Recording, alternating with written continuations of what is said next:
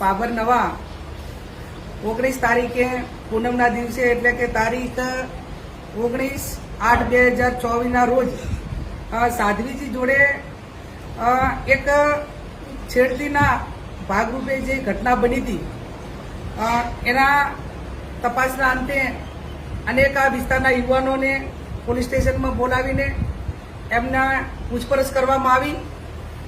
પૂછપરછ કરે એમાં વાંધો ના હોય એ પૈકીના કેટલાક યુવાનો એમને 21 તારીખે પોલીસ સ્ટેશનની અંદર જે અલગ અલગ અધિકારીઓ, પોલીસ અધિકારીઓ, એલસીબી હોય, એસઓજી હોય, એમને પોલીસ સ્ટેશનમાં બોલાવીને પોલીસને જે પ્રક્રિયા કરવાની કે તપાસ કરવાની છૂટ હોય, પણ એની સાથે નિર્દોષ લોકોને હેરાન કરવા માટેની કોઈ છૂટ ના હોય.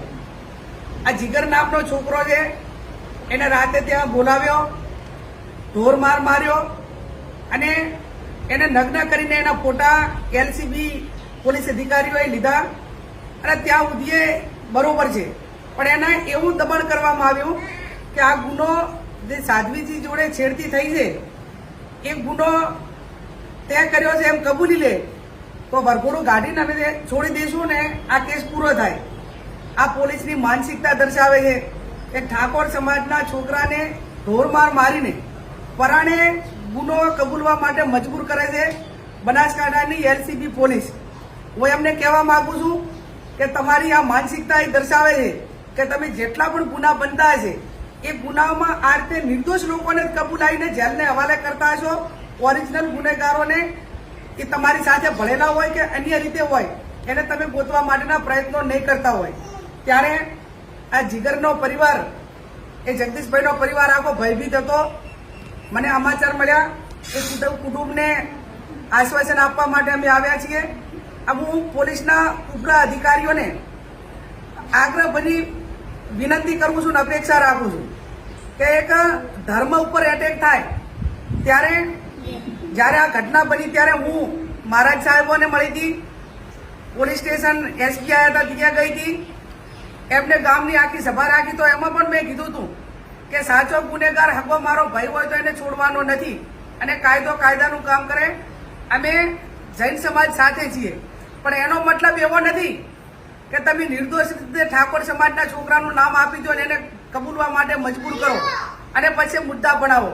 ત્યારે આવા અધિકારીઓને જે સાધ્વીજીની સાથે જે ઘટના બની એના ગુનેગારોને પકડવાને બદલે, ઓરિજિનલ ગુનેગારોને પકડવાને બદલે આવા નિર્દોષ લોકોને ખોટી રીતે હેરાન કરી રહ્યા છે અને એમને આજીવન અને એક આખા સમાજને બદનામ કરવા માટેનું કામ કરી રહ્યા છે. તો એ જે અધિકારીએ કીધું છે આ દીકરાને દબાણપૂર્વક એની પાછળ કાર્યવાહી થવી જોઈએ અને એને સસ્પેન્ડ કરવો જોઈએ, જેથી કરીને નિર્દોષ લોકો જેલના હવાલે ના થાય.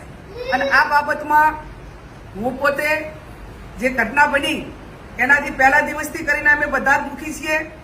આ બાબરની બદનામી છે અને એક ધર્મ ઉપર જયારે આવું એટેક થતું હોય ત્યારે હરકીસ એક મહિલા તરીકે, એક એના આગેવાન તરીકે એ ગુનેગારને ક્યારેય છાવરવાનું અમારા મગજમાં કે ક્યારે અમારા વિચારધારામાં કે અમારી કોઈ દાડો એ ટાઈપની માનસિકતા પણ ના હોય. ત્યારે આ બાબતમાં જે ગુનો વહેલામાં વહેલો ઉકેલાય, સાધ્વીજીને અને જૈન સમાજને ન્યાય મળે અને આવા જે વિકૃત પોલીસ માનસિકતા ધરાવતા બધા જ પોલીસવાળા એવા છે એ હું કહેવાનો મારો કોઈ અર્થ નથી, પણ આવા પોલીસ અધિકારીઓ કે એનો સ્ટાફ હોય એને પોતાને એની સામે કાર્યવાહી થઈને આ કાર્યવાહી કરે એ હું એમની પાસે અપેક્ષા રાખું. જો 21 તારીખે મને પોલીસ સ્ટેશનમાં લઈ ગયા હતા અને મને પૂછપરછ કરી એટલે હું થોડો ગભરી ગયો હતો. તે બદલ પછી મને માર માર્યો, પછી મને હાથ ઊંચા રખાયા હતા. ગુનો કબૂલ કરવા માટે કર્યું કે ગુનો કબૂલ કરી લે પહેલાં કીધું હતું પણ મેં ના પાડી. કપડાં કઢાઈને મારા ફોટા પાડ્યા હતા અને છાતી ઉપર તોલી છોડી હતી દહીં